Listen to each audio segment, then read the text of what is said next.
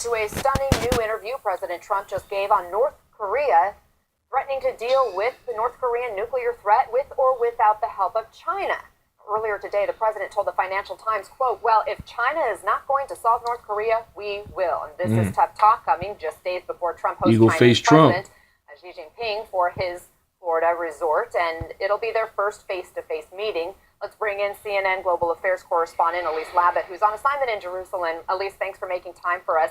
How does this interview with the Financial Times set the table, so to speak, for these important talks? Is this as big of a deal as it seems?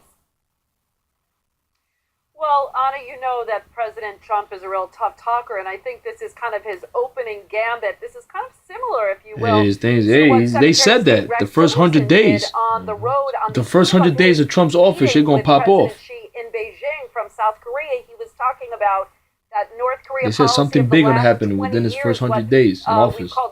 And then look, wasn't working. And so I think President Trump is sending a signal to the Chinese that the U.S. wants China to use its considerable leverage on North Korea, and if it doesn't, the U.S., as he said, will go it alone. Now, what could that mean? It could obviously mean a preemptive strike. It could mean some kind of covert action, such as a cyber action, but it could also mean more sanctions. And what we're talking about is really what they call secondary sanctions, which are sanctions on Chinese companies, and the Chinese know this very well. Chinese companies so him saying that China better do something, they're like, yo, you just cut us off from your that was trade a message that Secretary Tillerson warned the Chinese about when he was there. This is big news, man. This is real big. Trump in this interview is this is big news, man. There's a lot of pressure we could put on China to make sure that they're playing ball, Anna.